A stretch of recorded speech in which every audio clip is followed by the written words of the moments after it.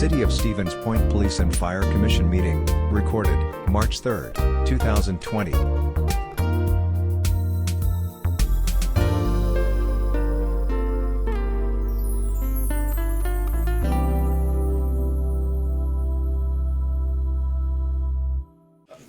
Gives us the last okay. Thank you. All right, it is 2 o'clock. I will call to order the March meeting of the Stevens Point Police and Fire Commission. And if we could come to order, it's good to see so many folks joining us for the meeting today. Welcome to all. Leanne, would you be kind enough to please call the roll? Carlson? Here. Kirschling? Here. Moore? Here. Ostrowski? Here. Westcott? Here. Given the magnitude of the agenda items that are in front of you here today, including the annual report from the fire department, from Chief Finn, Joe Gemza, J.B. Moody, and our Fire Marshal Drew. The very important update that we're going to receive on local preparedness planning for coronavirus is going to take some of our important information that we're going to release to the community here today. But given the weight of those items and the time that we need to accurately address those, I'm going to dispense with most of my remarks here today, other than to share with my colleagues there is the possibility, and I stress possibility, of a special Police and Fire Commission meeting as early as next week. So watch your inboxes or communication from Leanne. So, with that said, I'm going to move to item number 3, which is the 2019 annual report presentation from Fire Chief Bob Finn and the members of the Fire Service. Chief Finn, you have the floor, sir. Thank you, sir. I'm just going to read a real brief paragraph from the welcome letter. On behalf of all members of the Stevens Point Fire Department, I proudly present the 2019 annual report. The value of this report cannot be overstated as it continues to represent the many accomplishments throughout the year of our dedicated staff. These accomplishments would not have been possible if not for the members of this department, the direction of the Fire and Police Commission, the investment and support of the Common Council, and the elected or appointed officials, and ultimately the support of the public we proudly serve. I think that's a real important paragraph to start this report. I'd be remiss if I didn't thank Assistant Chief Gemza, Assistant Chief Moody, Fire Marshal Egan, all members of the Stevens Point Fire Department, and Amanda, our administrative assistant, who put this report together. I'd like to take credit for it. I cannot. This was the hard work of everyone I just mentioned. So when I'm going to turn it over to both Assistant Chiefs and the Fire Marshal. Chief Gemza will cover the EMS. Chief Moody will cover the fire side, and Fire Marshal Egan will cover fire prevention and public. Thank you. Chief Gemza. All right. Do I need to be on the mic? Do I have to stand in front of it, or can I move it over? You can hold the mic and walk. Okay. Oh, Price is right, guys. I'm just saying that'd be awesome. Thank you guys here. This is the annual report. This is the PowerPoint presentation of the annual report. The annual report will be then posted on our website after the Police and Fire Commission meeting today. I would assume sometime by tomorrow morning. So this is just the short and the quick of it. As we're able to switch. All right. Our mission statement here is to serve in a professional, friendly manner with a dedicated and dependable team. That's what SPFD stands for. Again, that's how we look at it. Our vision statement, as we are committed to our community, what our community should expect from us, and what we expect from ourselves. I'm not going to read the entire thing to you, but it's plastered all over the station, anywhere you want to look at it. Core values: professionalism, respect, integrity, compassion, and excellence. Those are the things we expect from ourselves. Those are the things we expect from our people. As you can see, it's the price of doing business with Stevens Point Fire Department. It's on our walls, it's on our members, and it's on our challenge points. Our organizational chart, in case you were wondering how we worked out, you can see you have the fire chief, you have 2 assistant chiefs, and under that we have each platoon with their officers, and Amanda's at the administrative assistant, and Drew Egan as the fire marshal. Police and Fire Commission, we wanted to recognize them as it is an annual report. Stevens Point is serviced by Local 484, our bargaining unit. These were the executive board for 2019, Local 484. Administrative staff, you have Chief Finn, myself, Joseph Gemza, Assistant Chief Moody, Fire Marshal Drew Egan, Pastor Dave Ficken, and Amanda for our administrative assistant. A platoon, you see the numbers with their dates of hire, that is all in the report. B platoon, and C platoon. Department data, this is the one that I realized Assistant Chief Moody had mentioned to me that I am older than the average personnel here. That was a little disparaging. But as you can see, we have a good mix here. Our average year of service is 13.4 years. That's something when you look at experience and you look at their ability to make decisions, that's a really nice medium to have a 13.4. If you figure the average career is anywhere between 20 to 30 years, that's a nice thing with a lot of good personnel. You have our active firefighters, years of service awards, Assistant Chief Moody, Casey Beelan, and Jason Pettis, JB at 15, Casey at 10, Jason at 10. New employees this year, 2019, Cody Vohm, Alex Knight, and Joey Gemza III. General awards. It's one of the things that when Assistant Chief Moody, myself, and Fire Marshal Egan sat down and looked through, we realized that our personnel are very, I guess would you say, award worthy. And you didn't quite realize the stuff that they received and the credit that they deserve. One thing that we're really proud of is the Salvation Service Providers Annual Bell Ringing Award. As you know, the Stevens Point Fire Department has finished either first or in the top 2 of every year that we've participated in that. That's my little shout out. I just want to let everybody know that as far as fundraising goes. But this is a great thing that we do. We ring a bell.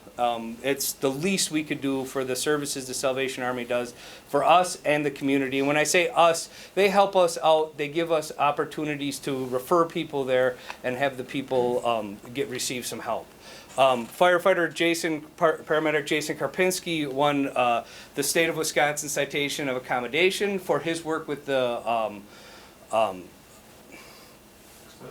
Citizens Academy. As you know, Citizens Academy was part of our original long-range plan put together by the fire department.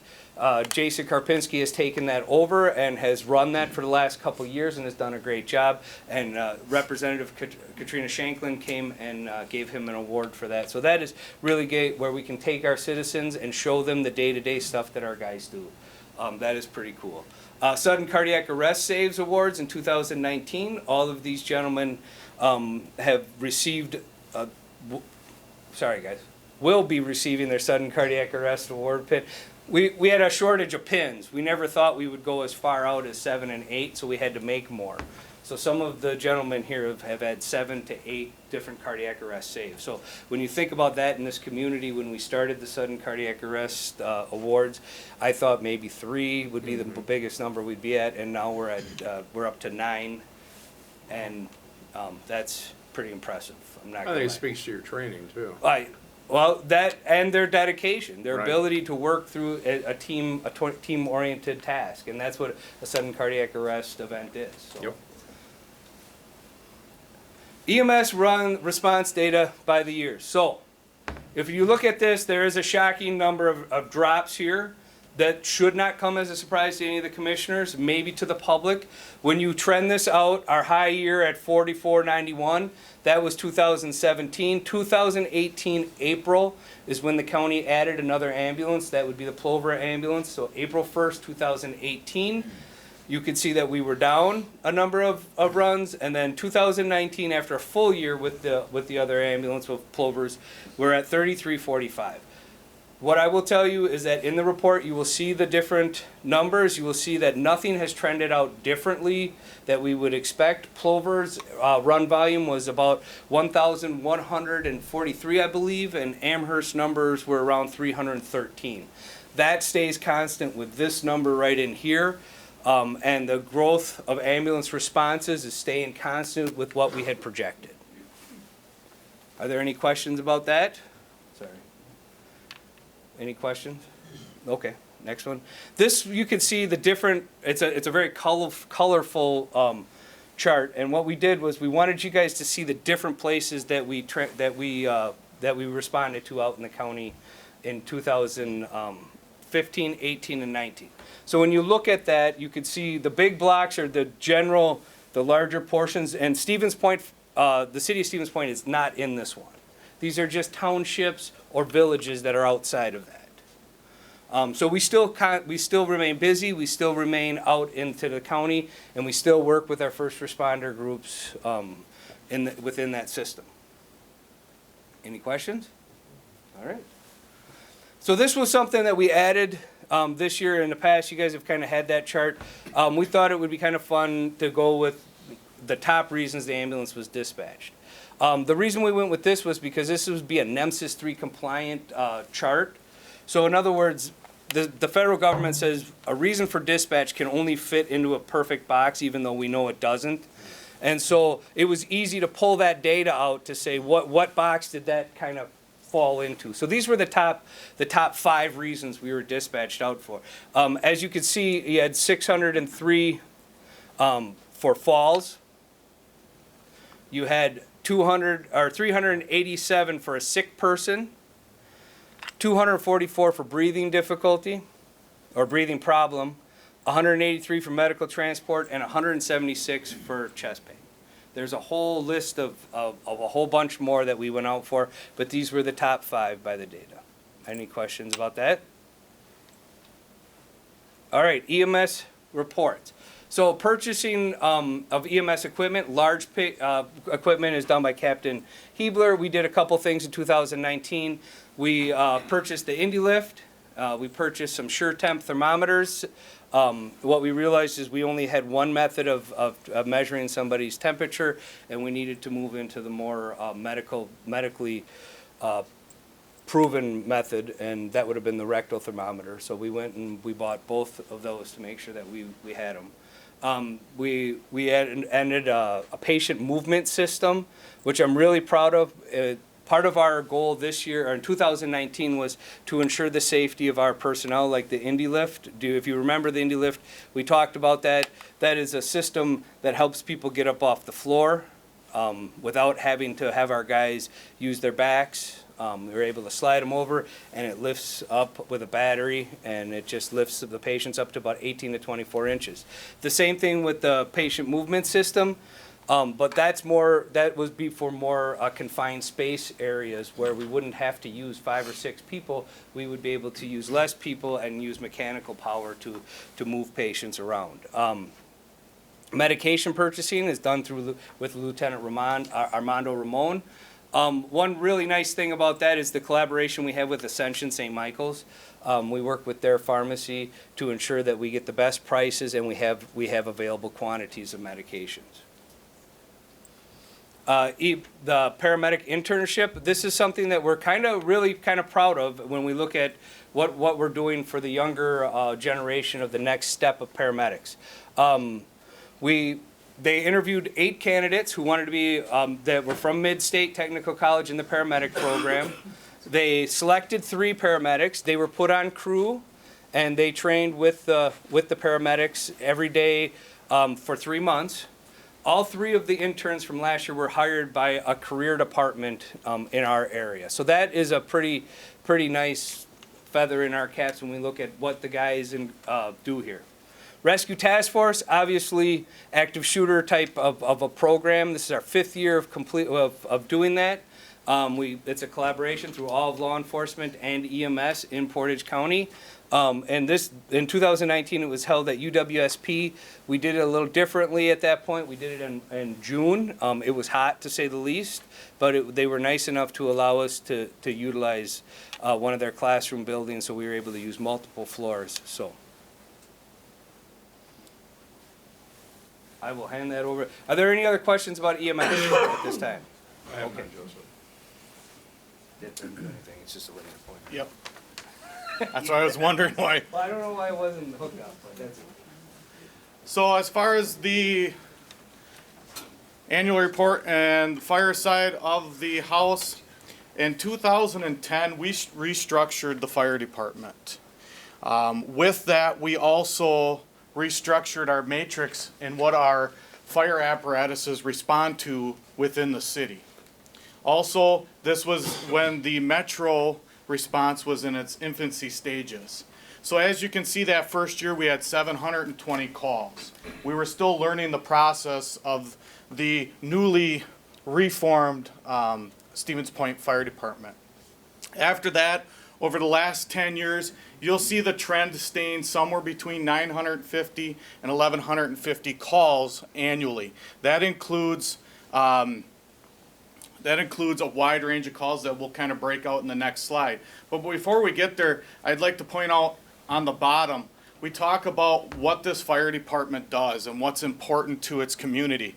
Last year, answering those fire alarms, there was $310,000 worth of property lost.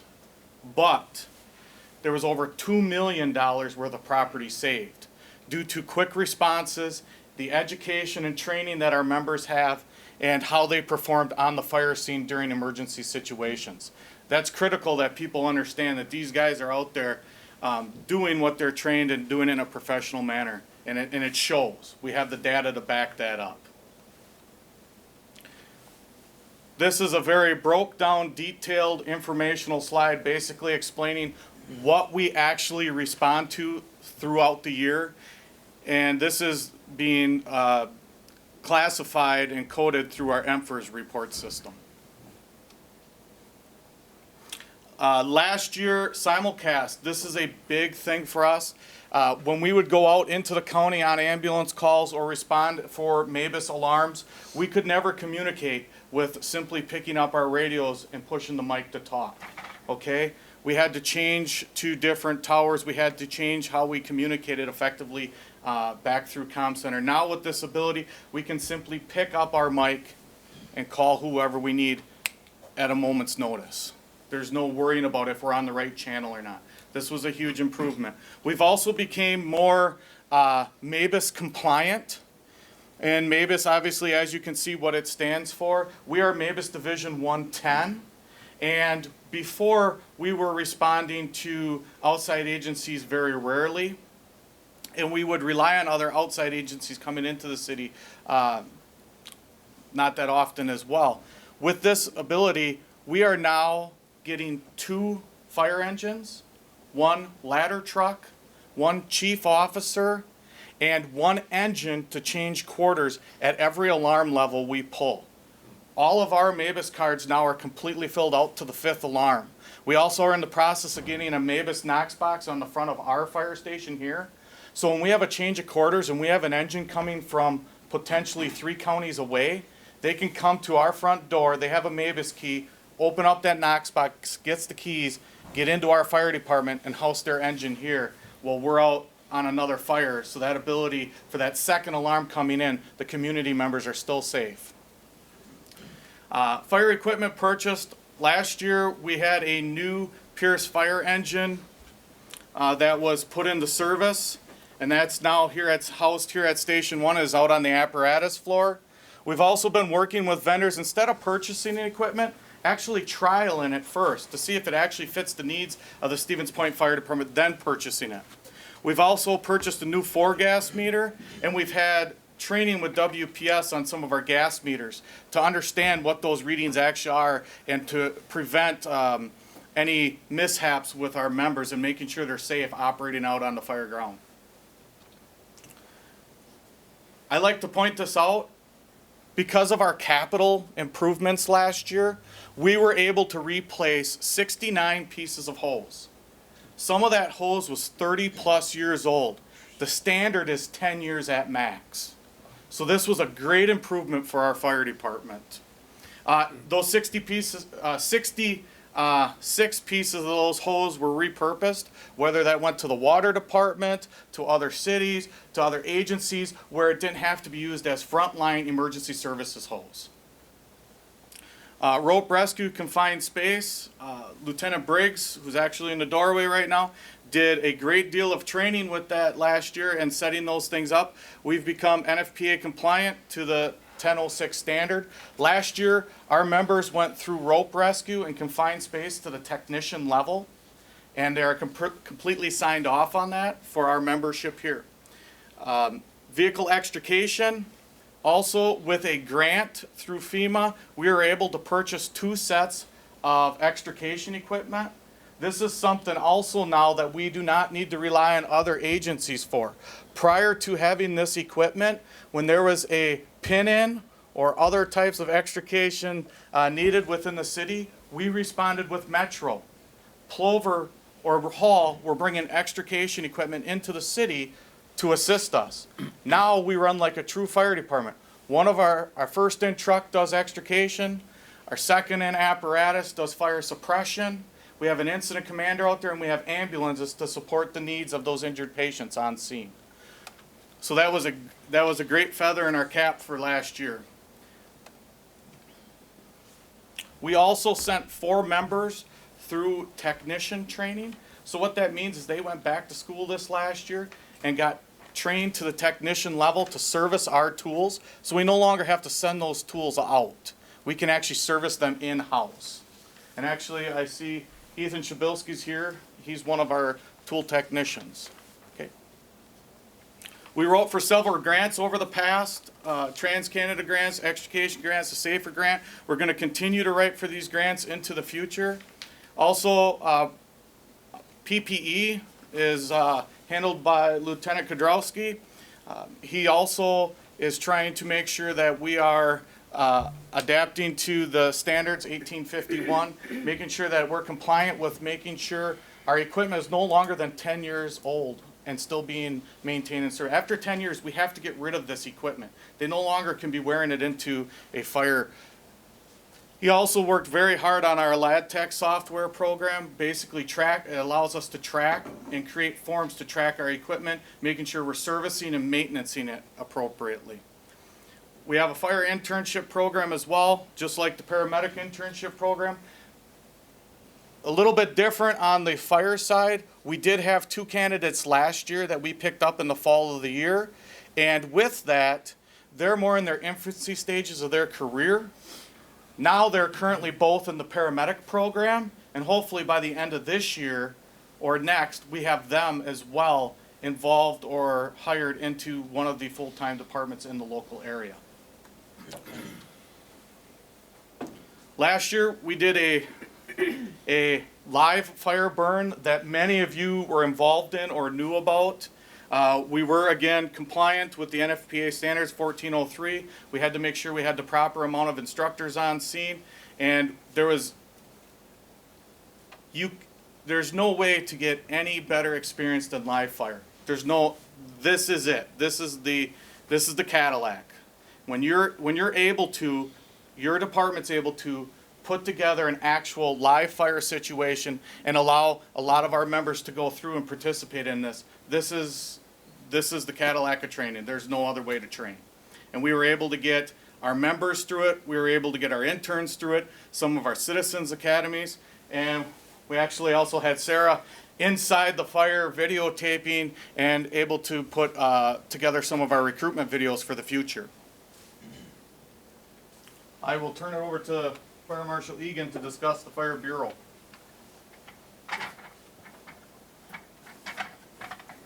Chief?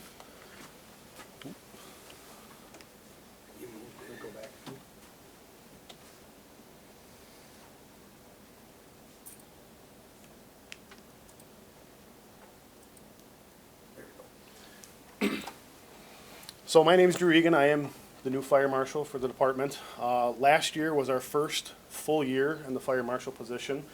It was a very long year, but it was a very good year for us. So historically, the Bureau is required by city ordinance, has been for a long time, and it's been more of a responsibility that's shared by all the members of the fire department. So it led to a system that still had very good results with fire prevention, but it was hard to have that consistency that I found some of our business owners and customers have come to expect from us. And basically what I manage in the Bureau is inspections, investigations, and public education. And while I manage these programs, I have lots of people in the department that I still rely on to help me with those programs. So as with everything you've heard today, it's not a one-man circus or a one-woman circus. There's a lot of playing factors into this. So the main thing that we found that the fire marshal's position has done is increased our department's ability to inspect business occupancies with consistency and accuracy. Those are the two big things that we were missing out on in the past. Business owners were getting different inspectors every year. They were missing out on re-inspections potentially if we had somebody injured or away from work. And having this position with a new schedule where I'm in just about every day working the same schedule that these businesses work has really helped out with that. And obviously we have the goal of reaching 100% fire code compliance. While we might not hit that every year because I can't be everywhere at once, that'll always be our goal, is that 100%. We've also increased the availability of trained fire investigators for incidents requiring response. The new schedule, as well as that, has allowed me to come in without affecting some of our more time constraints. It's also, we found in the last year, increased the ability for our firefighters to train. So along with our rope rescue training, by taking some of these inspection and investigation responsibilities off of these guys' already heavy workload, it opens up time for them to make sure that they're better at the skills that they're expected to do in the high-stress environments. And then also having in this new position has really increased the availability of public education offerings. So we've done more school trainings, more fire extinguisher trainings, more kind of impromptu trainings where it's just not a question of if we can do it, it's a question of when would you like us to stop by? We have that time open, where before it was a little bit more difficult to schedule. So in our inspection division, we did 1,638 inspections performed on 1,282 occupancies. So a business is an occupancy or a public building. Those are what we generally inspect. And we do usually have more inspections done on fewer occupancies because of re-inspections, complaint inspections, consultation requests. So that number of inspections will always be a little bit higher than what our occupancies are. Our routine inspections included just our annual inspections that we do every year, certificate of occupancy inspections. So those are done along with the building inspection department to make sure that our new buildings or change of occupancies are ready to go before anybody even steps foot in that building. So before a building opens, we're there making sure it's safe to open. We also do life safety system acceptance testing. So when a new fire alarm goes in or a sprinkler system goes in, we're there making sure that those systems are going to operate the way that they're supposed to. We do occupant load consultations. This has been a heavy request in the last year of both tavern owners, churches, any place that's an assembly, so where people come to gather. I don't know if it's being driven by just people being more safety conscious or the insurance companies, but people want to know what is the safe amount of people I can have in my building. So we've been providing that to countless businesses throughout the city. And then, as we do every year, we have a few complaint inspections, and all of those complaints last year were resolved. So that usually comes down to an exit door being blocked by snow in the wintertime or something like that. And none of those ever go unresolved. Every business owner that had a complaint inspection last year fixed that issue. So I broke my inspections down again. 82% of our inspections are scheduled, 18% tend to be re-inspections. I hope to in the future get that number down so that we're having more compliance right away without having to go back and kind of remind these business owners or people to get their issues fixed. And then our top 5 violations for 2019 were extension cord misuse, extinguisher servicing due, fire doors blocked open, and then exit lighting or blocked exits. So a lot of our violations may seem small, but if you look into our investigations or investigations around the U.S., these simple problems cause the majority of our fires. So we really are getting out there and trying to fix these things before they cause a major issue or a major loss. On to our investigation division now. So in 2019, our investigation division did 13 fire investigations. 1 fire did result in a fatality. As Assistant Chief Moody mentioned, we do have $381,000 of fire loss. In 2019, this is about average for us. One thing that I'm really proud of is that we still have a great working relationship with the police department, with their detectives, upper management.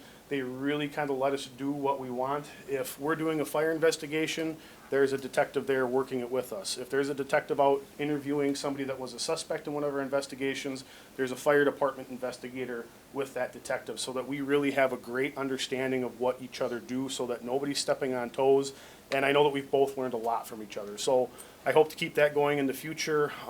We've also started making some new relationships with insurance companies in the area, whether that be protecting evidence because a appliance that caused a fire was recalled and the insurance company would like to take that appliance.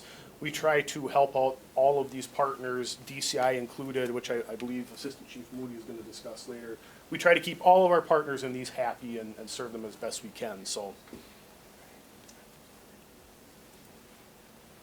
And then last is the Public Education Division. So last year we reached 3,703 people with fire prevention and life safety education. So whether that just be, handing out fire safety messages at parades, fairs, doing classes, reading to children like Chief Finn is doing there, we reach a lot of people in a lot of different ways. EMS training too, I should throw in there. We do lots of CPR classes. One big thing that was our first ever time attending last year was the Explorer competition at the Minnesota State Fair. Shane, correct me if I'm wrong, I think you're in here. No, he's not. He might have had it all. That is the biggest Explorer competition, at least in the US that I know, so people are coming from every state and showing off that they can complete the skills that we teach them. Now, let me remind you, these are not trained firefighters, these are high schoolers, middle schoolers, college students. These are people doing the skills that we do just as well as we do without having all the training, and that's provided through our Explorer division. So we are pretty proud about that. And then another big undertaking for us that we do every year is our Citizens Academy. With the Bureau being pretty new this year, was limited on my work with Citizens Academy, but I know it gets bigger and bigger and better every year. So we're really proud about that, and I know that we had a few awards related to that academy.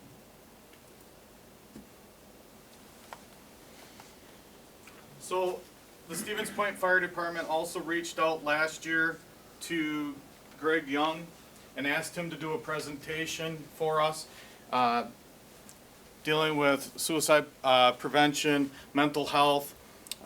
Travis Cook, Lieutenant Cook, runs our peer support program here at the Stevens Point Fire Department. This was a great class that we offered, not only a one-day class to everybody throughout the day, but we also opened it up and included our volunteer and anybody else who was interested and offered a Saturday class as well at Midstate. So that was this last year. Fleet maintenance, like we talked about, we actually replaced our engine 3, which was from the 90s, with our new Pierce fire apparatus, our engine that is housed here at Station 1. IT support, I can't say enough to these guys because I'm not an IT guy, but Cap Zavar, Lieutenant Kodrowski really stepped up implementing the EladTech software. Rudolph EMR, Station 1 ambulance, respond to a 67-year-old male with several weakness and vertigo, 1703 Highway 1334, Thomas Dartmouth, 1433.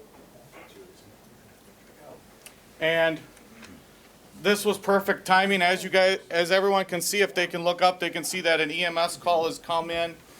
We had the tones go off inside the building, and that leads into radio communications in the new G2 paging system that was installed this last year. Again, a capital improvement project that has allowed us the abilities to do a lot of integrations with CommCenter and how we're being paged out and how we're responding faster for our community. The expectation is that our members are, from time of page, suited up and out the door and hitting that pavement in their apparatus within 90 to 120 seconds from the time of the page. This is helping us and allowing us to do that. It also has stop clocks out on the apparatus bay floor to show where we're at in completing that goal. Building maintenance. Currently, we have a contract with complete control. We do have backup generator systems available for the stations, and last year during some of our severe weather, we were running on those. Last year we did plant a new maple tree out at Station 2 as a memorial to one of our retired captains who passed away. And again, we created the new fire marshal office. Some of our frontline apparatuses that we respond in on a day-to-day basis from the Stevens Point Fire Department. Some of our EMS apparatuses. And I think this is the most important slide of all, because everybody here from the Stevens Point Fire Department and the management staff would just like to say thank you. Thank you to our citizens, most importantly, allowing us the ability to serve this great community. Our Police and Fire Commission, Common Council, elected officials, without your support, we couldn't do what we're doing here. With these capital improvements and projects that we talked about, with your support and backing our play and making sure we're going in the right direction, it's important. And lastly, to the members of this department, the guys out there wearing blue right now, without them doing the work, this place would not succeed the way it is. So truly, thank you from the management staff. And I couldn't ask for a better group of people to work for. So, thank you. Are there questions for either Chief Finn, Chief Moody, Chief Gemza, or the Fire Marshal from the Police and Fire Commission? Any questions from the public? Chief and Chiefs and all to the folks who are here today and work in our fire service. Thank you for the wonderful work you do. Thank you for the wonderful report. I have one follow-up question, and I know we have a lengthy agenda, but if someone could address, with all of the innovations, the Fire Prevention Bureau, Fire Marshal, the implementation of so many new levels of service, how does that favorably impact the city's ISO and insurance ratings? Does it have that type of an impact? Is it a component, a part of the review? Are there other areas that we should be aggressively pursuing to assist you and the rest of the city on that ISO? And Chief, if you want to take it and let the team. The fire marshal position, what it does allow us to do is our members to get more training, because before they were out doing inspections, and one of the deficiencies we had was training. With the infinite stages of the training site, and we can build that training site up and possibly get a training officer here. If we can get that by the end of this year, in 2021, we would have our training hours up enough, and in 2022, we could call ISO back in to reevaluate us. We were 1.5 points away from being a 1. Right. I believe everybody I've talked to in the management team here have done the research that with these additions, we would get that 1.5 points and be one of 241 fire departments throughout the country that's an ISO 1. That's our goal. Good. All right, thank you. Are there any other? All right, with that, let me move to item 4, which is the discussion with possible action on the memorandum of understanding with the Wisconsin Department of Justice. Members of the Police and Fire Commission, you have in front of you the memorandum of understanding with the Wisconsin Department of Justice and the Stevens Point Fire Department. Please take a moment. The real important parts of this, of course, are on page 2 and 3. Chief, I'll turn it over to you. Page 1 is attorney legal templates. Go ahead, Chief. Thank you, sir. I think what we have in front of us here today, thank you. What you have in front of us here today is a pretty significant accomplishment that I think the Stevens Point Fire Department and Department of Criminal Investigations and the state of Wisconsin are going to accomplish. I'm going to turn it over to DCI. Lisa's the state fire marshal. Brian's the group supervisor. We're partnering with them to put on the first ever certified fire investigation class in the state of Illinois. It's going to be held in May here. It's going to be held at our new training site. we have committed to helping assist putting up the burn cells. And as Chief Moody said, nothing gets better than live firefighting. Why this class is for fire investigations, it also gives us the ability to have our new firefighters learn about putting fires out and fire behavior. Throughout my career, I've been fortunate enough to do both. I have learned more about fire behavior, burning stuff down, than I ever did putting it out. And that's going to be a benefit to all our members to learn fire behavior and burn patterns as they go through their career. Thank you, Chief. Good afternoon. I'm Lisa Wilson. I'm the Wisconsin State Fire Marshal. Next to me is Chief Deputy State Fire Marshal Brian Lethan. Thank you for having us here today. We appreciate it. I'll just speak generally about the Office of the State Fire Marshal, and I'll let Brian here speak specifically about the course that we're looking to host here in the city of Stevens Point related to fire investigation. The Office of the State Fire Marshal is located within the Wisconsin Department of Justice, Division of Criminal Investigation under Attorney General Josh Cull. One of our primary missions is to do investigation into origin and cause for fire and explosion events. We do that all over the state of Wisconsin. We will soon have 11 deputy state fire marshals, along with Brian, who will supervise those 11 deputy state fire marshals, excuse me. Another key component of our mission is to provide training throughout the state of Wisconsin. And at the Office of the State Fire Marshal, we look at not only providing training to our law enforcement partners, because we are sworn law enforcement officers within the state of Wisconsin, but we also see, as part of the Office of State Fire Marshal, partnering up with our fire service partners as well. And this training that we are looking to put on here, what you see with this memorandum of understanding, serves both of those aspects of protected service within the state of Wisconsin. So we appreciate the opportunity. Chief Finn and Assistant Chief Moody have been absolutely fantastic partners in building this training program. And I'll let Brian speak more specifically about the fire investigation training program that we're looking to host here. Brian? Brian? Excuse me.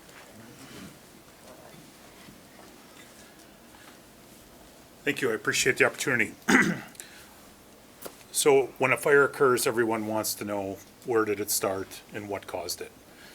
When we conduct these investigations, we don't know the answers to those questions until we do an investigation. And even at that, sometimes we don't get to determine the answer if there's a sufficient amount of damage. Because of that, and because of the frequency at which they occur, it's important, and there are guidelines and standards designating the professional qualifications of a fire investigator. It's a very complex line of investigation because you really need to have a working knowledge of a vast array of subjects.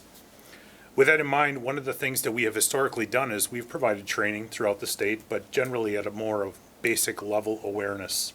Some of the things that one could do upon an initial response and things that they could look for. In this line of work of fire investigation, there are a handful of opportunities for someone to obtain accreditation or certification. We recognize, based upon the requests that we get throughout the state, that there is somewhat of a perceived void in terms of available training that is just beyond the classroom. And with that said, we've worked with the Stevens Point Fire Department, probably starting about mid-last year, and we have evolved into a program that is going to go beyond just simply putting some classroom training together. We've established partners that Wisconsin DOJ, DCI, in conjunction with the Stevens Point Fire Department, the Bureau of Alcohol, Tobacco, Firearms, and Explosions, the Wisconsin Technical College System Fire Service Education Office, and the Mid-State Technical College have combined forces to collectively put together what we have determined to be a 7-day fire investigation class. It is designed to be for police officers and firefighters throughout the state of Wisconsin, so it's going to be a combination, much like you employ here. Having that team approach is incredibly valuable. So the intent is to open it up to both sides, and making this an accredited class ultimately will provide the student that attends the opportunity to do not only a written test but practical skill evaluations, and at the conclusion of that, earn an actual certification in fire investigation through the International Fire Service Accreditation Congress. So something that has never happened in the state before.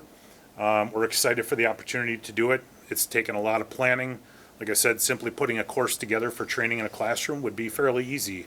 But to bring it to this level and actually incorporate some burn cells and give the opportunity for the students to physically come in and process a scene under the mentored, guided nature of the instructors we have will serve great benefit to everyone throughout the state. So we're extremely enthusiastic about doing this, and I can't stress it enough. I've talked to the chief and AC several times. You guys have been great. And we're here today to not only give you a little sneak peek about it, but to answer any questions you might have. When would it be operationalized? Our advertisement is out. We are looking to host it the first week of May, so Monday through Friday, coupled with the following week on a Tuesday, Wednesday. As part of that testing process, and again, this being the inaugural one, it's kind of like building a house the first time versus remodeling it going thereafter. That is our tentative time frame, so we have opened it up. I can tell you there's a tremendous amount of interest in the class. We've had several people express interest and even sign up for it. So we're on par for a very successful inaugural class at this point. Well, I'm glad that you have spoke, both of you, Lisa and Brian, well to the uniqueness and historic moment here, that this is the first of its kind in the entire state of Wisconsin. And I think it speaks well to the collaboration between your divisions, your department, and Chief Finn and his in putting this together. And frankly, I'm quite excited about it. I think it, again, adds a new, exciting, nimble element to training and to professionalism throughout the entire state, and I commend all of you for your hard work. Commissioners, do you have questions for state officials or Chief Finn? No, I just think it's very exciting. The opportunity is very exciting. I'm glad that police are involved as well, because that is a joint effort, as you heard here. And how big initial class-wise, what's the number we're talking about? How many? We have it designed at this point to be 24 students for the initial cap, and that we feel is appropriate to give an adequate student to instructor ratio, coupled with the burn cells, working in teams with a manageable level. Not to say we couldn't make tweaks down the road when the first one is done, Right. but 24 is our first class objective.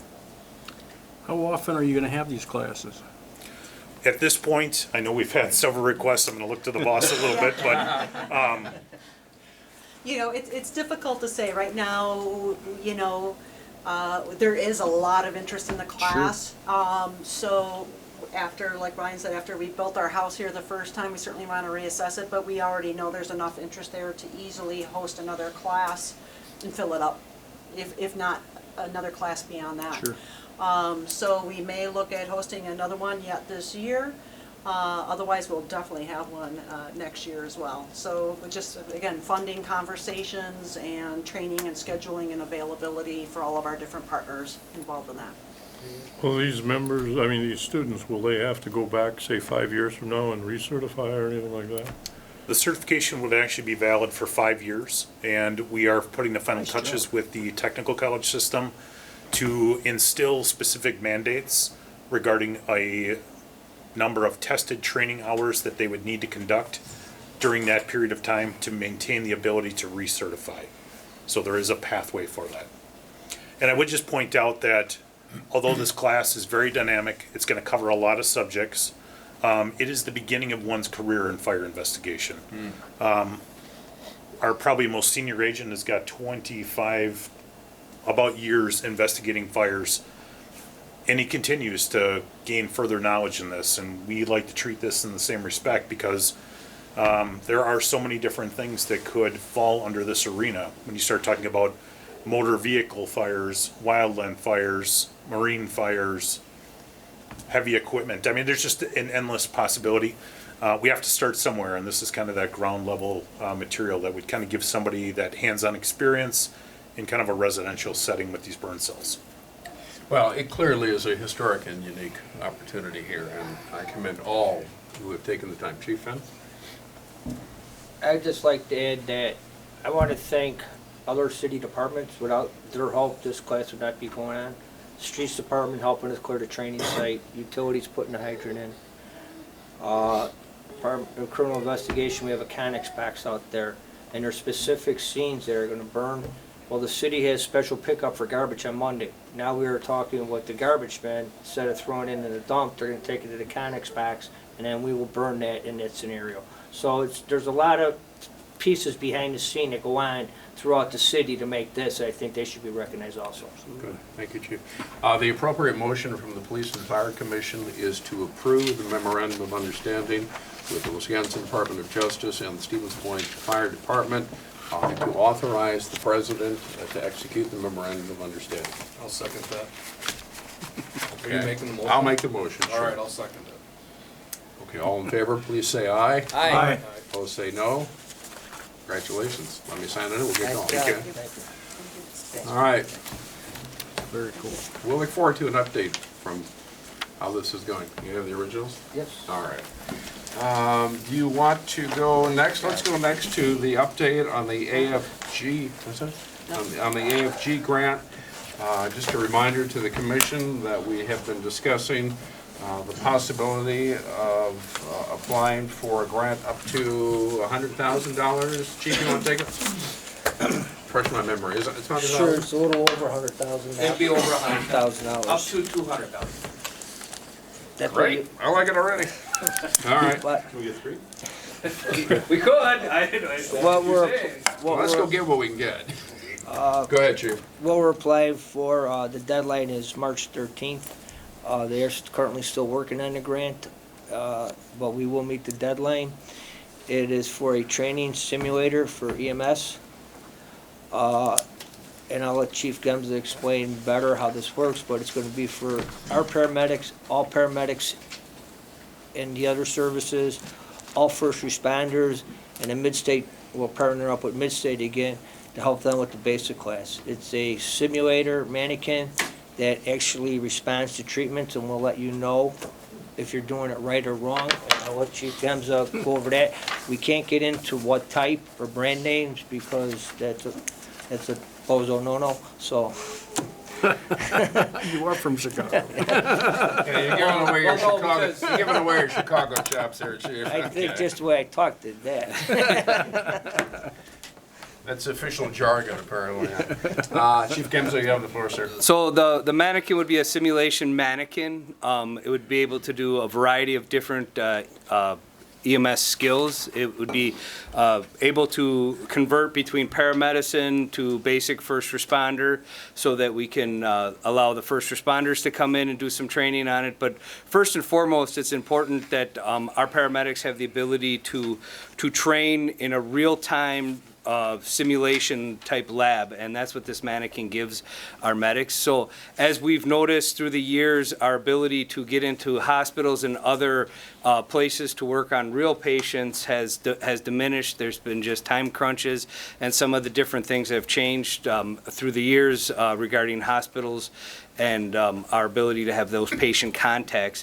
This gives us that ability to do it in-house. It gives us our ability to do it in real time. And it also, first and foremost, it gives us the ability to allow those changes in the patient. Instead of just saying, I'm going to give XYZ medicine and just assume it happens, this mannequin is programmed to make those changes in real time so the medics would have to make those decisions. It gives them that ability to work in that. We did look at other options prior to this grant. We did reach out and look at bringing mannequins in for different specific training, and it was just too cost prohibitive at this point. This grant allows us that ability to move that forward with training. Any other questions? Or? When will we know? Well, the grant will be submitted. We'll know sometime towards the end of 2020 with the expectation of moving forward in 2021. It's a federal grant, This is the FEMA grant. so our new friends at the state can't really help us. No, as much as I'd like to, sorry guys, but Okay. Unless they want. I don't really think any formal action, it's just an update for the commission, so if there are any questions for Chief Gemza, Chief Finn, Bob? I'd just like to say that Lieutenant Briggs and soon-to-be Lieutenant Matt Zanders worked very hard on this over the last couple weeks, so I just want to make sure that they they get the credit that they deserve. Absolutely, thank you. That's our update. Let's pause for a moment before we go to that critical information under item 6 on the local preparedness planning for coronavirus. I'd like to move to item 7.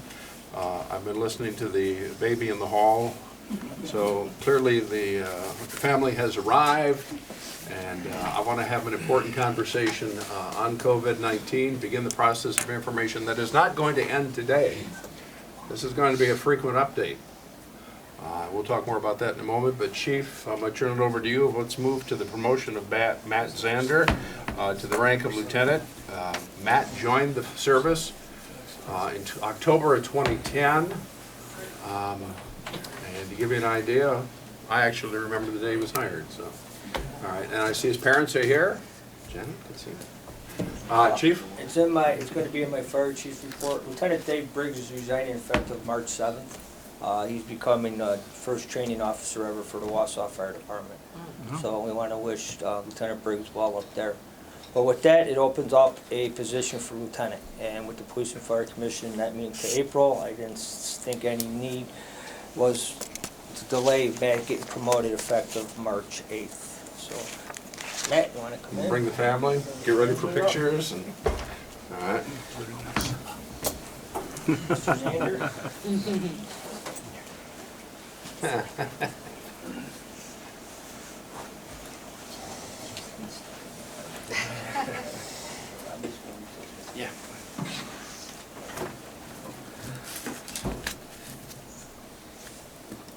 Matt, in your career, this is going to be one of your first stepping stones, and it's a big day for you and your family, and you should be celebrated with your family.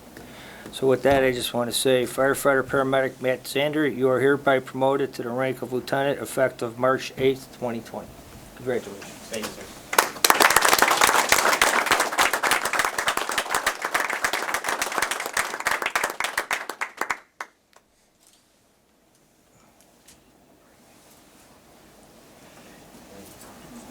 Mr. Zander?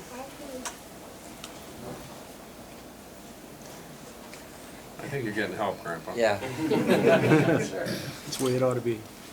So it's all about family. That's right.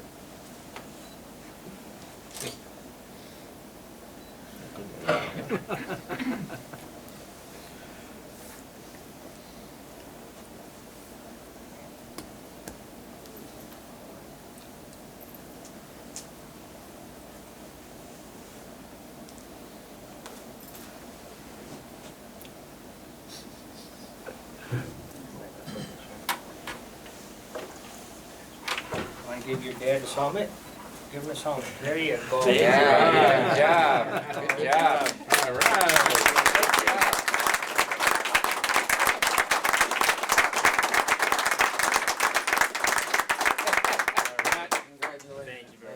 Matt, you Cake want in the to? kitchen if you don't want to listen to coronavirus. Yes. Congratulations, Pops. Young man. Hi, everybody. How are you?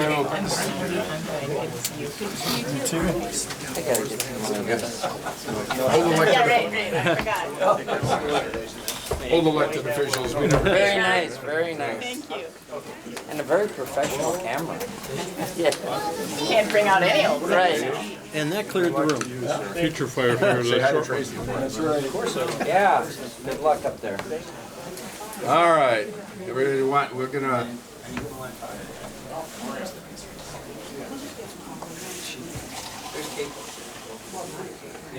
Cake's upstairs. All right, we're gonna go to, at least you had good weather for the drive today, right? Thank you. Appreciate it so much. You're welcome. So, Thank you. thank you. Thank you. you ever see how fast? Thank you. Nice job. That's what I'm saying. They must be considered Yeah. players. Nice job. Thank you so much. They're wide enough. Actually, that's not a bad idea, and then we're gonna go to the, Take two. update. Joseph, are you ready? I'm in perpetual state of readiness. All right. Well, that's a first. I am like the praying mantis. You like the Energizer Bunny? Yes. Nice program. All right, we're going to Certainly congratulate the Zander family. As Chief Finn said, it's always nice to see so many family members churn out for an important promotion, certainly advancement in the individual's career. Chief, I'll sign these in just a moment. I want to move now to the local preparedness planning for coronavirus. It certainly is a critically important topic that we will continue to address here at the emergency level throughout Portage County. I think most of you are aware the World Health Organization believes we are at a critical stage.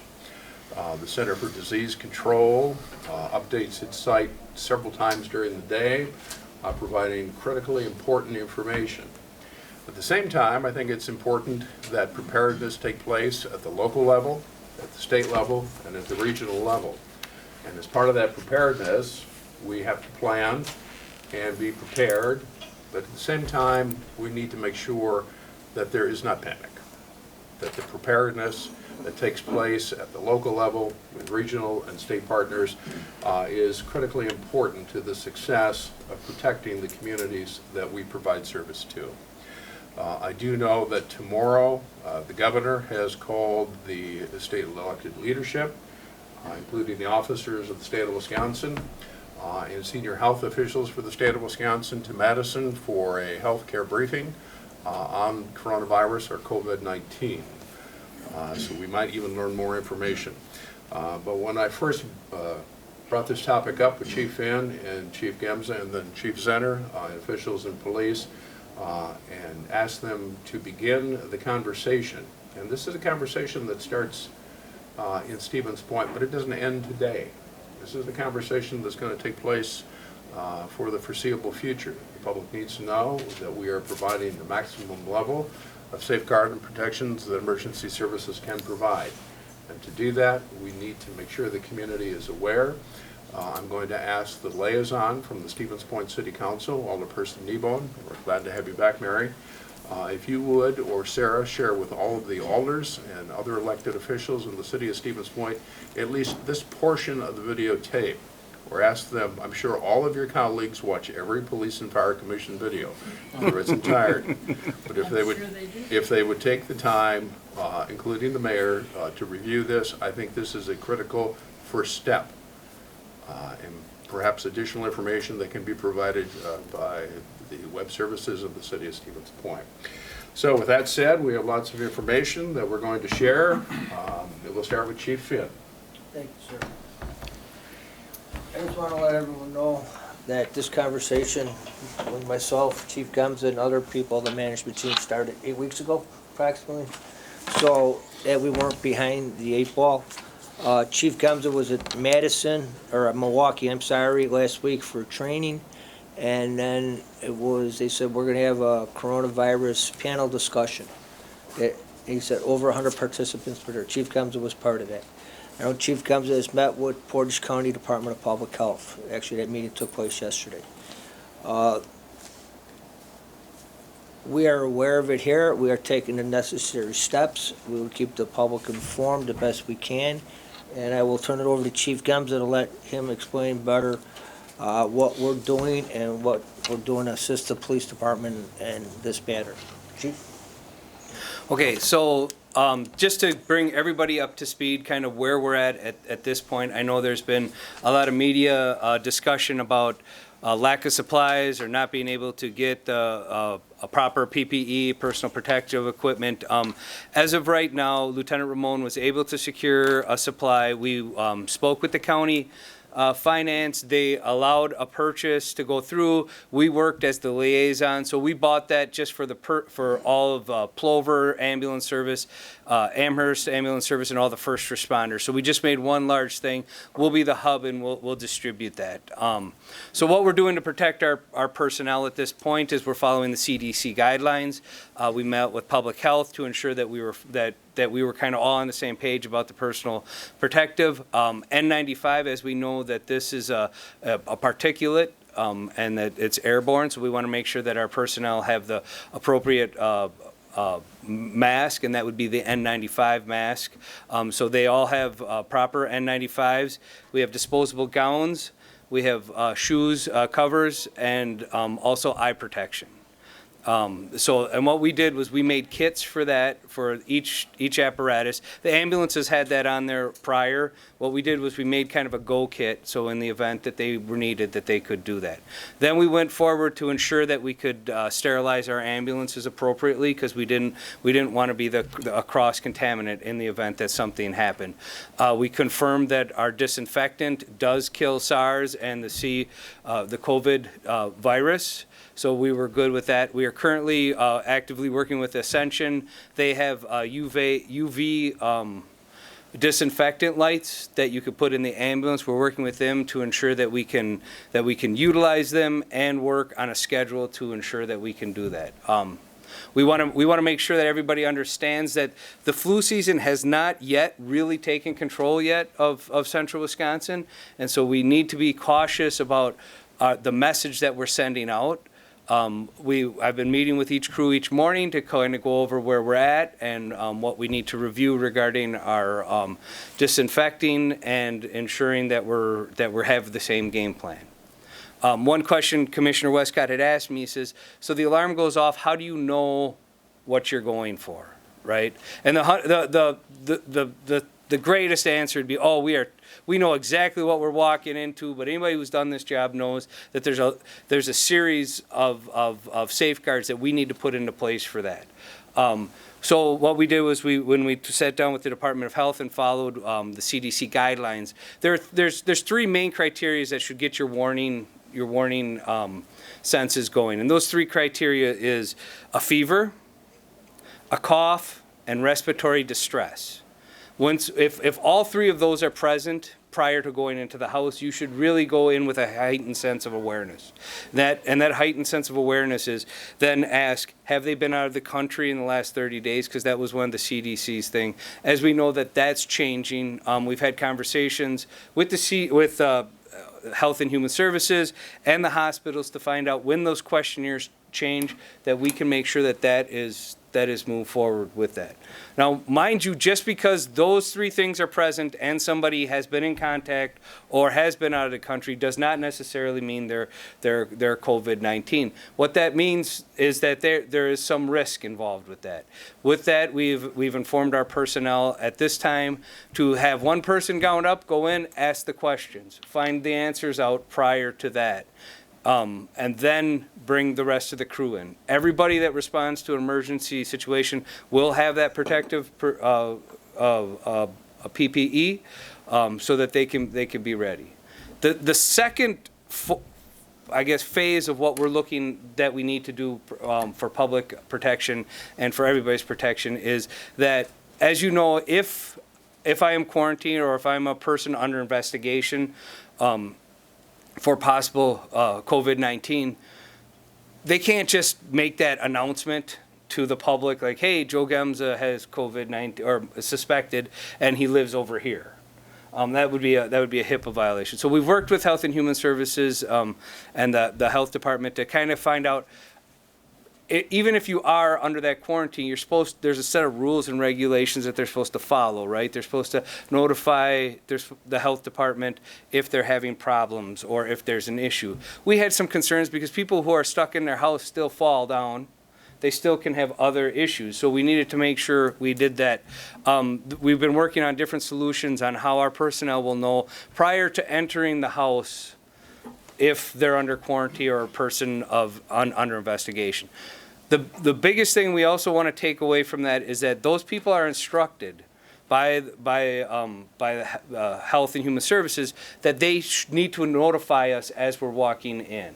So make sure that they tell you that when they walk in. So as you can see, we're working in that process with the different types of groups and the different organizations at this time to ensure that we're prepared and that we have some sort of a game plan. Right now, our major concern would be if this moves out into a true pandemic, would be making sure that our supplies were available to make sure the personnel are covered. And so that's one thing that we've been working on with, I've just received an email from Emergency Management, and we'll be sitting down shortly to try to come up with a whole from healthcare to law enforcement to the hospital systems on a game plan. So Portage County and the city of Stevens Point will be prepared for this. Joe, one of the things that I think needs to be stressed is this level of preparedness planning is not really new for the EMS, fire, and police areas. There has been epidemic and pandemic planning in the past. Is any of that data or information that was collected applicable here? Yes, I know in 2004 we had a pandemic plan, Portage County-wide. We have pulled that out and we've started to look at it. A lot of the precautions and stuff that has to be, that need to be in place don't have to be recreated, or they can be tweaked.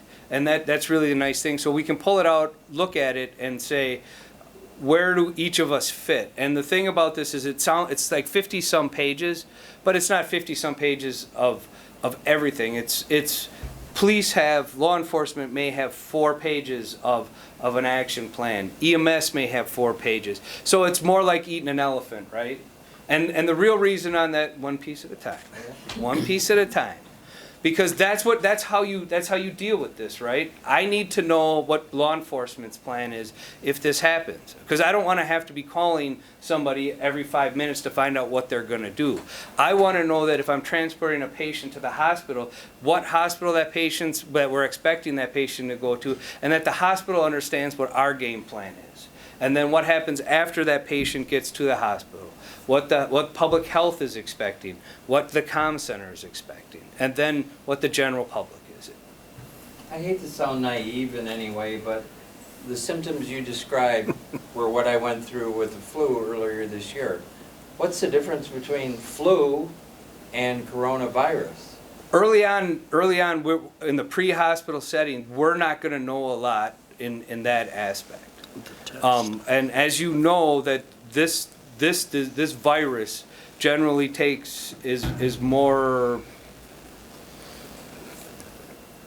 works harder against the elderly and the young, just like the flu also. What the state has done is, not the state, the federal government has opened up 70,000 new testing kits.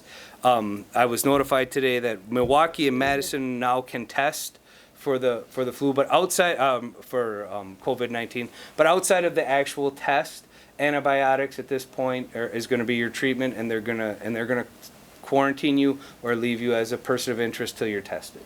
I think we'd want to reassure everyone that your contacts, in a moment I'm going to have Assistant Chief Zenner join you up there to talk about the other pillar in this process, the police.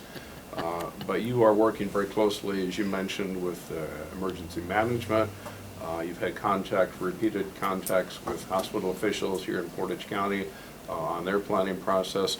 You're also having contact, and if you would describe in some detail for this conversation, what regional, state partners you're working with, Chief? Well, as of right now, we're working through the EM. We'll be pushing through the EM to ensure that there's a constant the information that's being sent back and forth is sent through a concert of voices, so it's the same thing, and so that they can work through that. I have been in contact with the University of Stevens Point to find out what their plan is, because as you know, they have a large number of students, and some of them are abroad, and some of them study abroad also. So. Chief Zenner, if you could join Chief Gemza at the podium, that'd be great. Joe, while we're waiting for Assistant Chief Zenner, you've raised several really good points, and I want to address that. I think one of the most frequently asked questions, and Commissioner Carlson gave me the idea, and you've already kind of alluded to it, Chief, is where can we get the most accurate information? I mean, there are so many sources of information out there right now. We have access to them, but folks who will hear about this, read about it, see it on cable access, however they learn about it, what is the best source for accurate information that they can go to and maybe get an answer to the question that Commissioner Carlson asked, or the myriad of other questions that are floating around up there? In all honesty, the CDC website is very easy to navigate. The CDC website also has different topics. So where your line might just be for what are the signs and symptoms? How can I ensure that I may not get this?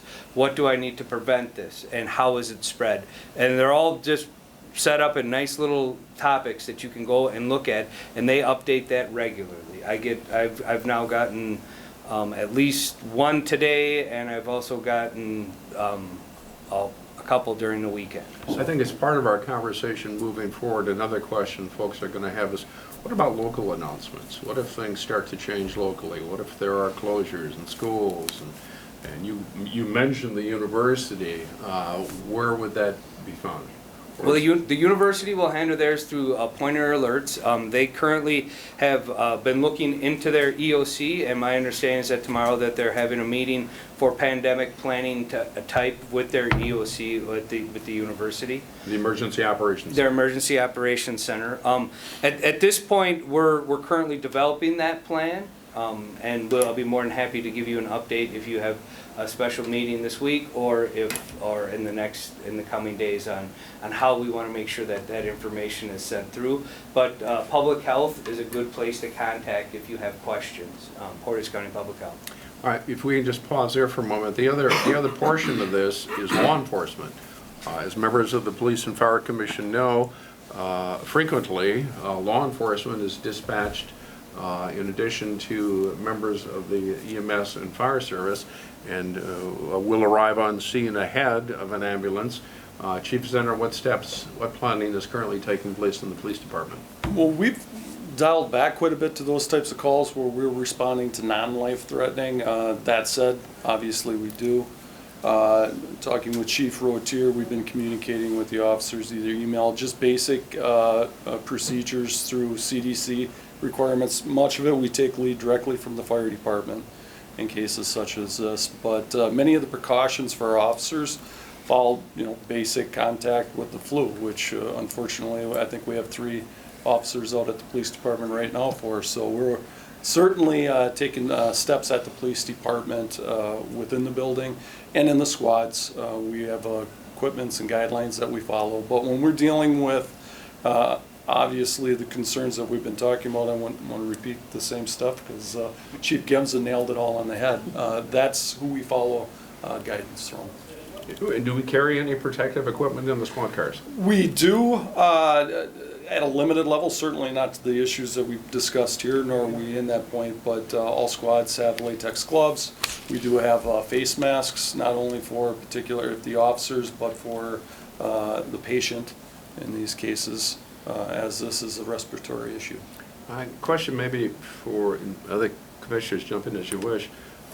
We're talking about advanced aggressive planning that's taking place in a full-time police force and in a full-time fire EMS service. What level of protection planning is taking place among the volunteer fire services and the first responders, of which we have a large first responder network here in Portage County, Chief? So currently, we have been making sure that all the first responder groups have been notified of the CDC updates that we've talked about. Working with the other service providers, Amherst and Plover, to have a game plan for direction for the first responders regarding making sure that they have a jump kit for the personal protection and also an understanding of how they should respond to the call if it should come in. Gary Garski is going to be presenting at the next EMS Association meeting where the first responder heads will be, and that is in I believe it's next week or the week after. And that's County Health and Human Services? Yep. Okay. Are there questions for either Assistant Chief Gemza or Assistant Chief Zenner? Alderperson, sure. Chief Gemza, you mentioned testing now. I was going to ask, what's the status on availability even of testing kits? It was my understanding, and again, I am not in the know 100% on that. It was my understanding that 70,000 kits were released and are going to be sent out.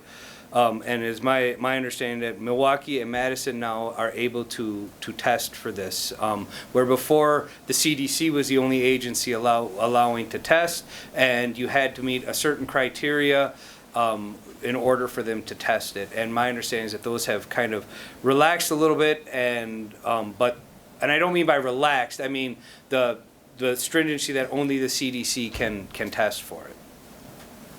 Joe, Go ahead, Bob. having taken a 3M course a couple of times on masks, N95 masks, I'm a little concerned on one statement that was made at a well-known hospital. Their people are fitted with a custom N95 mask. To my knowledge, N95 masks, there's nothing custom about it. I assume when you say first responders, it's the basic N95 mask. So I would agree with you. You can go to different levels. I mean, you have your N95, but there's different types of that. So if you were talking the N95 that you were trained on, it might be a little more basic than what some of these other people are. All of our personnel yearly are fit tested for the N95, along with their respirator tests that we do here.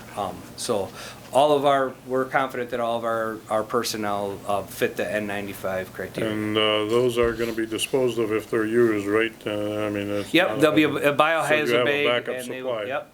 As of right now, yes. Again, I gotta caution you, we don't have an endless supply. And that's what we have to understand is that, that we have a game plan, we're working towards getting more, but we have to make sure that we have those relationships forged so that if there is an issue, we'll be able to secure supplies. I think it's clear to say that it's an evolving game plan. I would agree. It's gonna be a long couple weeks. Commissioner Moore? Any known cases in the state of Wisconsin? Pardon me? Sorry, I didn't. Are there any known cases in the state of Wisconsin? Not at this time. That I've been informed of. Again, I think we could all go turn on the local or the news channel and I'll find out 15 minutes later that something else has changed. But as of right now, the one person in Wisconsin was released and is no longer under quarantine. That was what I was informed of. And again, as far as that goes, please do not quote me on that, or I am not. If it's Stevens Point Fire Department, I could speak 100% on. We have no cases in Stevens Point Fire Department. All right, are there other questions for the two assistant chiefs? We today have begun a critical conversation. It's not going to end today, but we have started that. Chief Finn, Chief Gemza, Chief Zinner, I'm going to give all of you one last word. If you were to give advice to the people of Portage County, state of Wisconsin, and we know that. Wash your hands. Okay, that's important. We'll start with you, Chief Finn. What would it be? Well, wash your hands and don't touch your face. Chief Gemza talked about that 95 mask, and Commissioner says, yeah. I want to stress, because this is going to be out on TV and video, that them masks are for our personnel and first responders. Okay, they're not for public consumption. So if people, I don't want anybody to think that they come, not that we don't want to, but we just can't right now give the general public masks. They would have to go to Walgreens or something and try to get their own mask. Well, with that said, it's not recommended Right. that they wear them either. I just want to go on record. It's not. All right, Chief Gemza, final word for today? Yes, I would agree with Chief Finn that not only washing your hand, but it's general flu precautions is what we have to do. I don't think we can ignore this problem, nor do I want to say that it's not going to be a problem. I think as long as we stay on top of it and we continue to look into it and continue to move and change as this virus continues to move in the United States and in the other countries, that we stay in front of it and make sure that we at least. I'd rather have everybody go, they were over-prepared than under-prepared. Good point. Tom, any final thoughts before we move on here? That was it. I mean, obviously, we are in the flu season, so I think if people take the proper precautions of trying to avoid the flu, we're ahead of the ball game.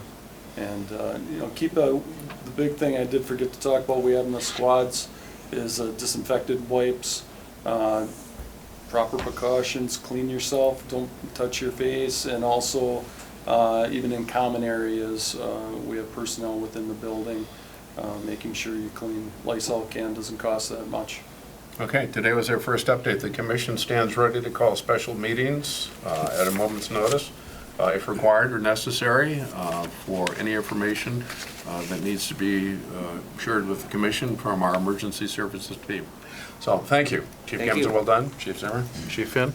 With With that, thank you. Let's move to item number 8 on our agenda this afternoon. That would be the approval of minutes from our February 4th, 2020 meeting. Members of the Police and Fire Commission. I'll move approval of those minutes. I'll second it. We have a motion to approve the February 4th minutes. All in favor, please say aye. Aye. Opposed, say no. Motion carries. Thank you.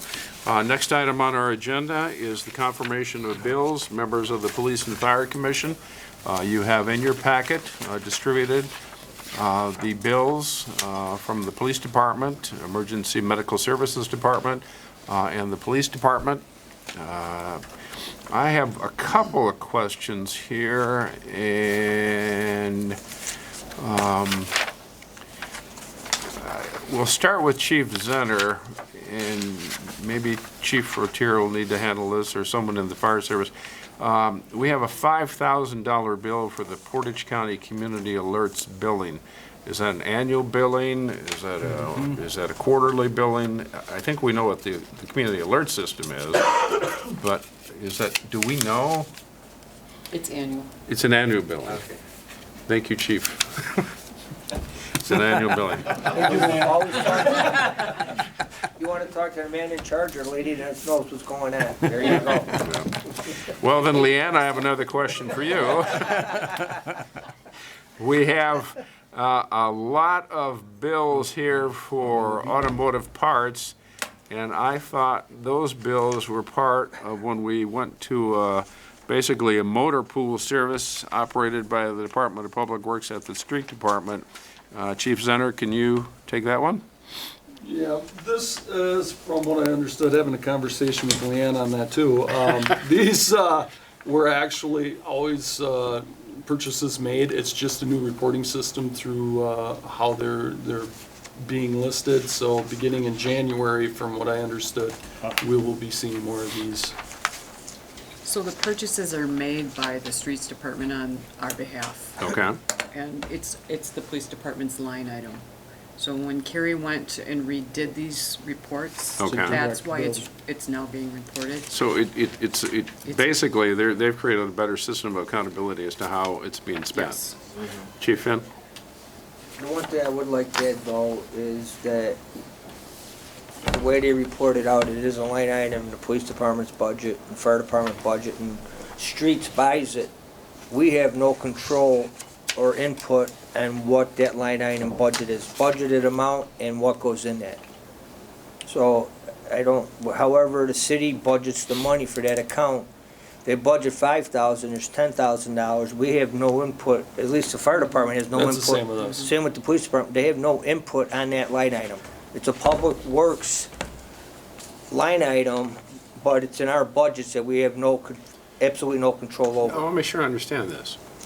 That doesn't make any sense. Yeah, if you have a $5,000 item in your budget, and the item at the end of the year actually costs 10, where does the additional, you're not expected to hold that harmless out of your budget, are you? Yes, we are. Yeah. How can you do that? How can you do that? Do you sign off on these? I mean, other than having The budget's presented to us, this is what we get, and they broke out a couple years ago, parts, oil, and fuel and stuff. Gas. City Hall sets that budget, sets that line item. Yeah. Whatever goes through there, like, Do you I ever- just had something that I thought should go into that account. I Right. could not put it in that account because I don't control that account, even though it's in my budget. So, So you don't and if sign it goes off on over line item at the end of the year, if I'm $10,000 over in that line item, that counts against my overall budget. Well, that doesn't make any sense. No, Yeah, it doesn't. because you never get an opportunity that Streets doesn't call you up and say, all right, we're ordering $500 worth of parts. No. And you don't get a chance to sign off on it before they order it.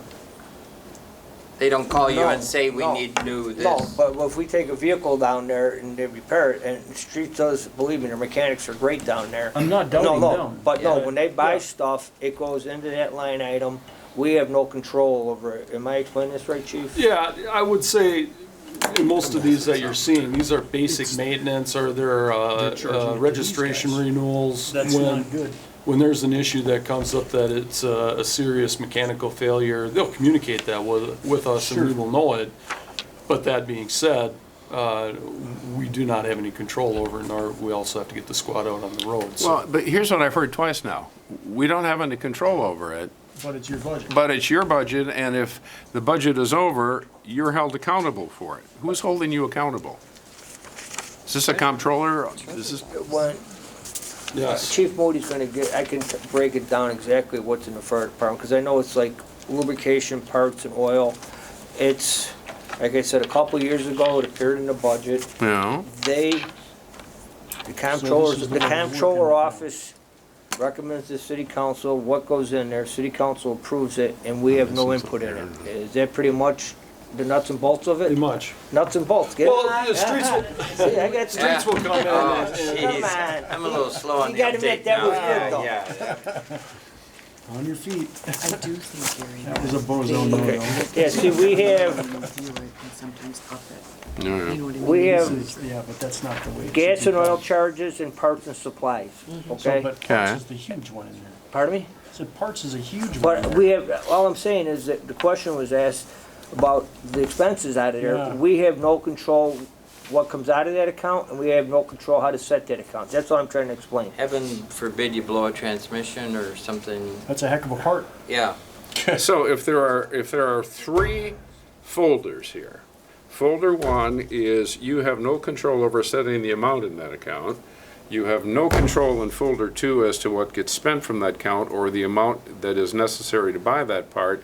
But if the amount in folder two costs more than the amount of money in folder one, you have to find the money for folder three to hold it. Out of some other account of yours. You would have to take from fire suppression or, You got it. Peter to rub Paul, yeah. That's not That's right. exactly how it's done. That don't You seem can't do right.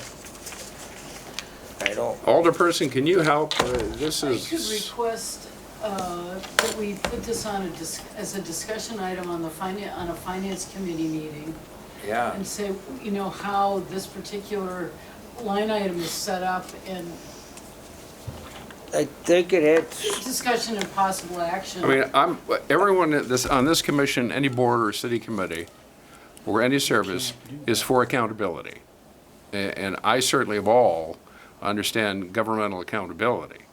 But if you have no control over establishing the line item's value, and you have no control over the amount spent or of not. charges that are sent to the line item, it is illogical to assume that you somehow are accountable for areas you had no control over. I tend to agree. and I think it has something to do, I think the city gets reimbursed for It's just some an accounting services thing. to UWSP. Okay. Sir, I think this is, I think the city gets reimbursed from the state for some services rendered to UWSP. And I think this is part of it, or how they give, I don't know, but it's something to how the. The University, Plot thickens. the University of Wisconsin-Stevens Point, because it is tax exempt. The state of Wisconsin, I don't think they call it the payment in lieu of tax program anymore. It has a new name, but for years it was called the pilot program. And the state of Wisconsin would say, okay, we use X number of municipal services at the university, but we are a tax exempt entity, so we don't pay taxes. So once a year, the city receives basically a check from the state of Wisconsin for money for those governmental services that are provided. Now, I will tell you, in the years I was downtown, that pilot continued to shrink every year, but I believe it still exists in some form. So, yeah, if, The before we, pilot's just flying a Cessna now. yeah, it used to be. So what I think the best approach here is, Alderperson, before we do anything formally in front of the Finance Committee, let me have a conversation with the comptroller and likely invite him to our April meeting and let him review this for the commission. If they're going to be held accountable for it, they have to have some management of that account. That's just Otherwise- management 101. Otherwise, it has to go back to streets. Right, exactly. I'm hoping there's just something missing that I we have, don't. I have you that know. sense. Yeah, like I'm missing something here. Yeah. No, you're not. That's the way it works. Bob has assured me I'm not missing anything, so I feel better already. Chief Finn. Are there other questions about the bills? I have an ambulance question. Okay. On your ambulance report on page 1, Hold on one It says- second here, hold on. purchase of an EMS Tahoe for $100. Oh, yeah, that's, I'd like one, if I can get one.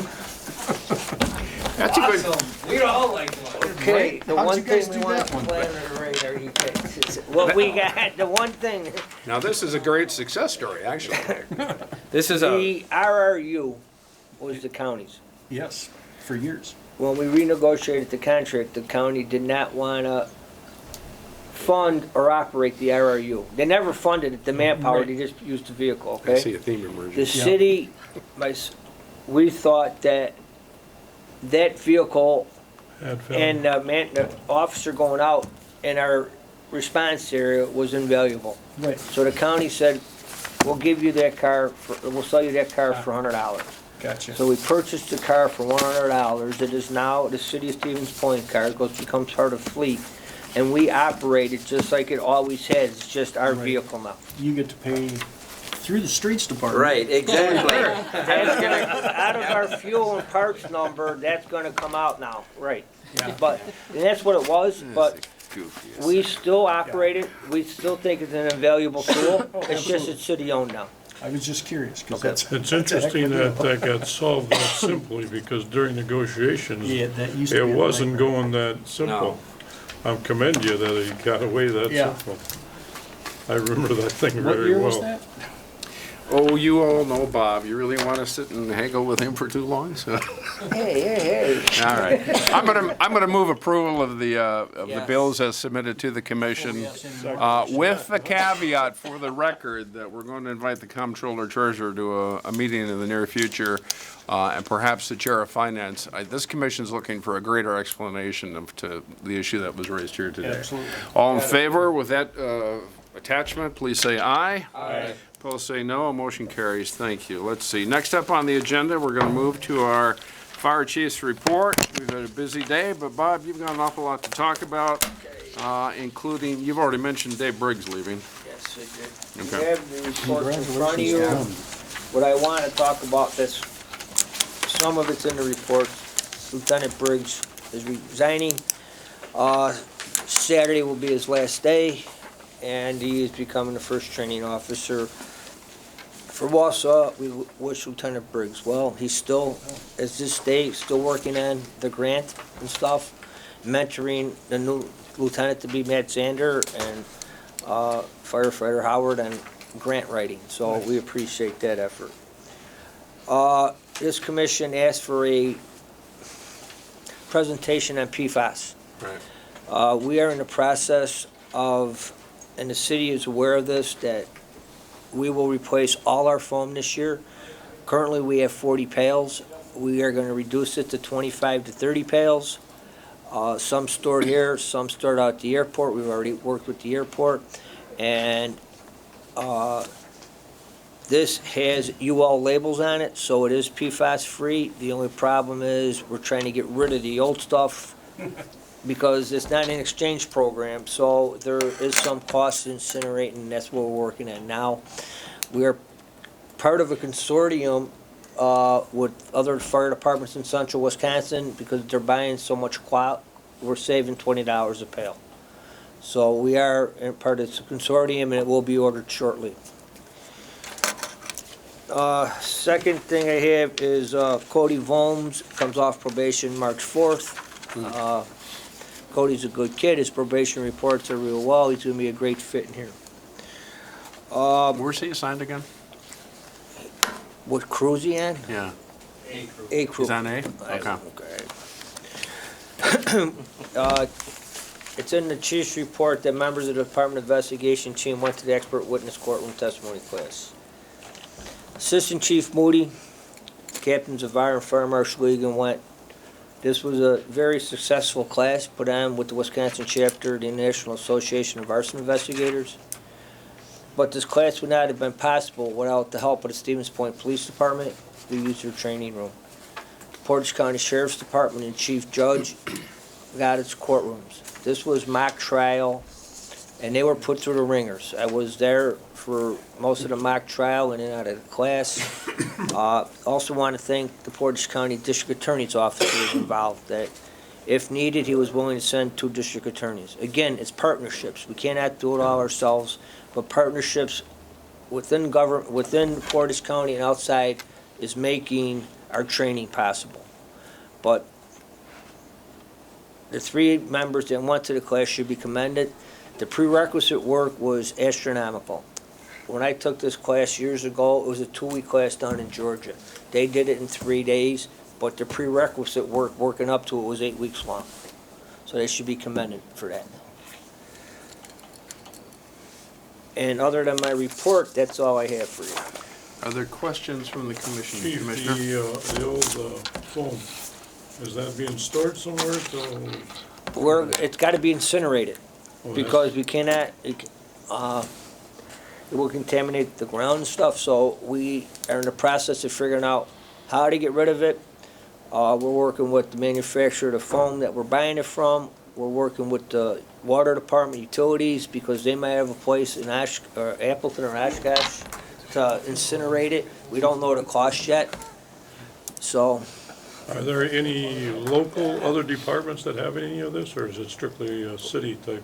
The PFAS foam, every fire department in the state had it at one time.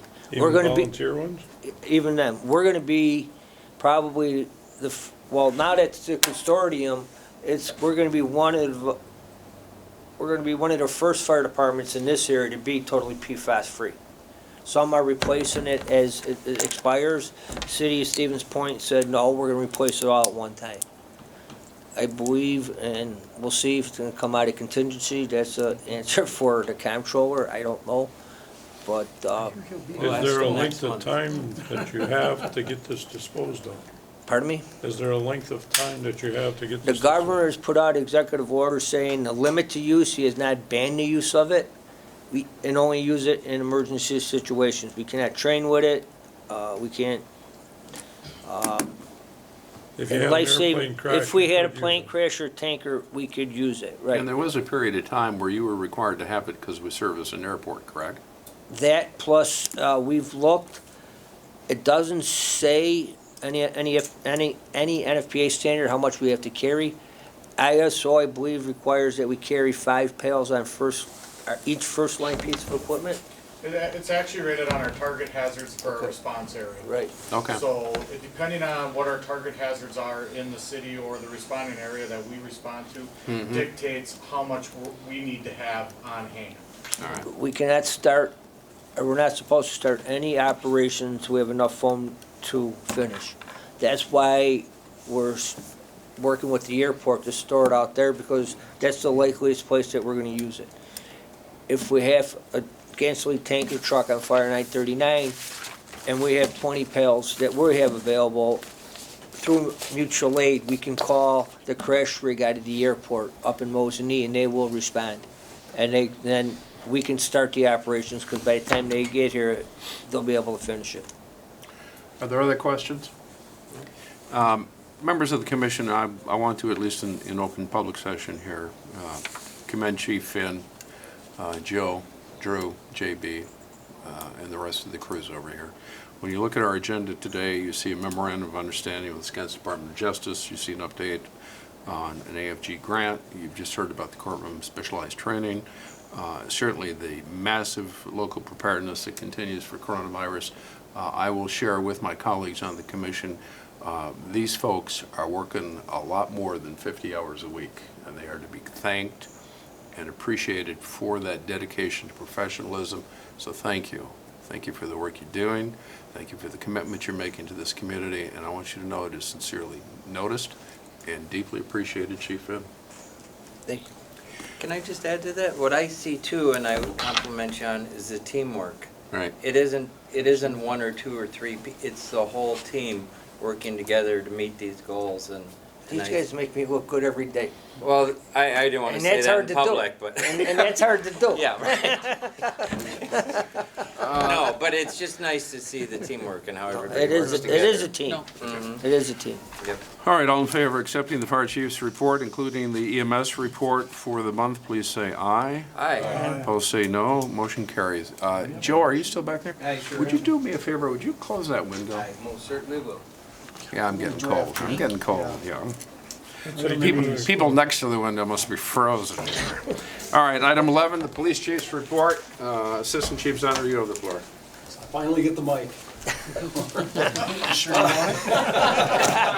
He's been dying. I know. The whole meeting.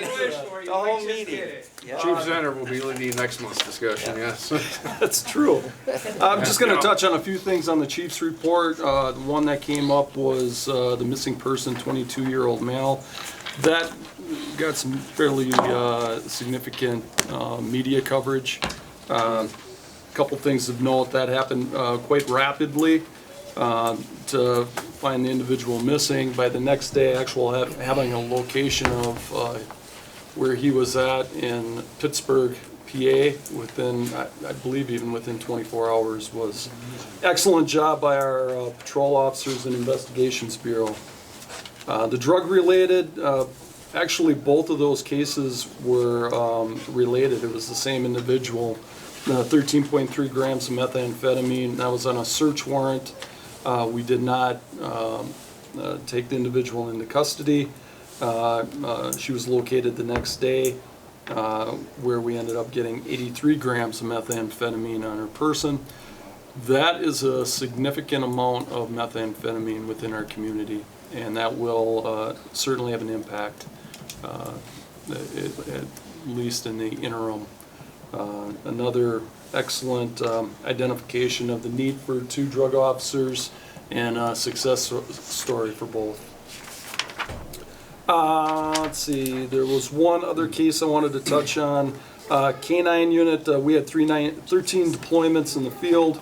That would include traffic stops. One case in particular, there was a suspect apprehension. That was by K-9 Barry, our newest member. That case involved a domestic on the north side of town, where K-9 Barry was deployed from the vehicle, and our suspect had hid in a basement, and just the display, we did not have to release Barry, but identifying that Barry was at the top of the stairs, the suspect gave up and came upstairs, which, when you think about it, one of the calls that we most dread, going into the abyss to try to find someone that knows you're coming for him. So simply having a dog, our K-9 deployed in this case, and that individual giving up, it's another way of identifying the need and what a resource that animal is for our department. Other than that, I did forget on training. We're currently involved in a cold weather shoot. We actually have officers out there right now shooting. It's not quite as cold as January, but cold nonetheless. So that was one of the omissions I had for current training. And I'd have to answer any questions. Yep. Robert? Just a couple of questions. One of them that strikes me, when you seize these drugs, you obviously take control of them. But in our court systems, it takes so long before you get to court. Where are we storing this? Because it's evidence. I mean, It's evidence, and we have it secured. Well, it depends now at what stage of that court case is. It's either stored within our evidence, it takes or months and months sometimes to get to court. we also ship that off to the crime lab for testing. That will be required when it actually court date is set. You might send the whole thing or just a sample of it? Sample of that. Okay, so somewhere in town, we secure the rest of it until trial is over, Generally, right? we don't disclose location. No, Right. okay, but that's what I'm saying, it is secured somewhere. It's secured, yes. Yeah, my other thing is, I noticed, this is something that I've been watching hardly since I've been on the commission. The mental health situations have been going down lately. In fact, rather significantly in the last 2 months. The sun's Is coming out. there any big reason for that? I mean, you know, There's many reasons. I mean, ultimately, we, Days are that longer. may have some issues with it, but I would say we have a very successful crisis intervention officer. Yeah. We rely on heavily, and being proactive in that position, reaching out to some individuals that we have frequent contact in, to address it if in potential they may be going into crisis, or to be able to address that issue beforehand. That's going to lower that number.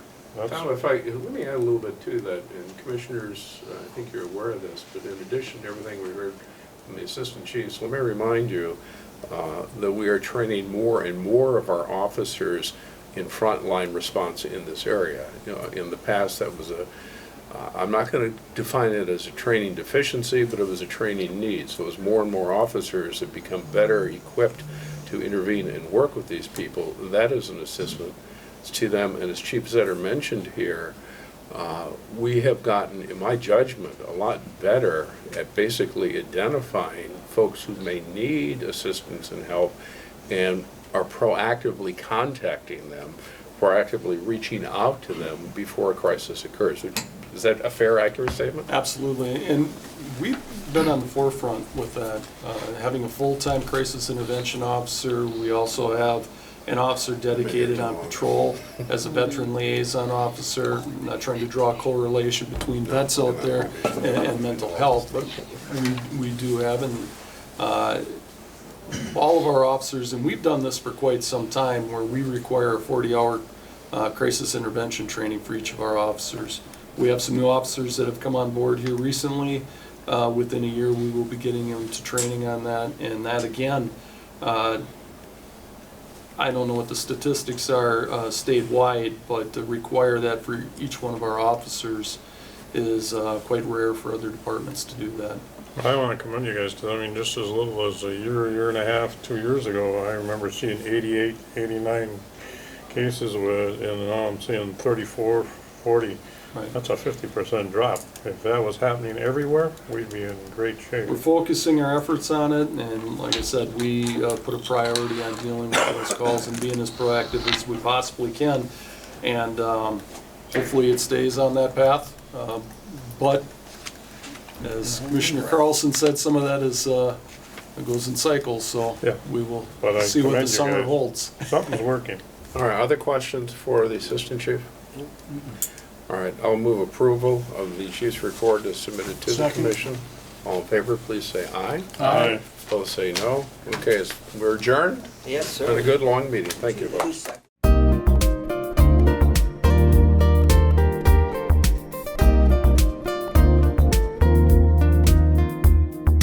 A video of this meeting is available for viewing on the city's website, stevenspoint.com/videos.